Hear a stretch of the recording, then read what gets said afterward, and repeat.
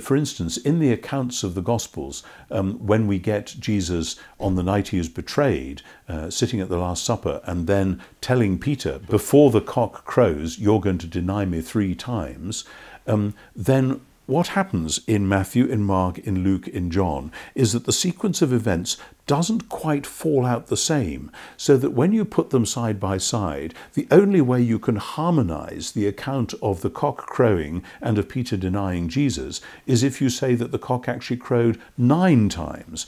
Some writers 100 years ago tried to do that, but of course what you then result in is saying, well, all the Gospels are really true because we can harmonize them, but actually none of them say the thing which we now know actually happened. And when you get to that point, we really ought to throw our hands up and say, don't be ridiculous. This is not how ordinary historical documents work, just like it isn't how accounts of anything work, whether it's the account of the Solidarity movement in Poland or the account of the overthrow of apartheid in South Africa. Different accounts come in differently, but that doesn't mean nothing happened. So with the resurrection stories, from Mark 16, which many people think was the first one, it's not absolutely sure, but likely to be, through Matthew 28, Luke 24, and then the much longer accounts in John, there are several different things. For instance, in Luke, all the appearances seem to take place in and around Jerusalem, and in quite short order.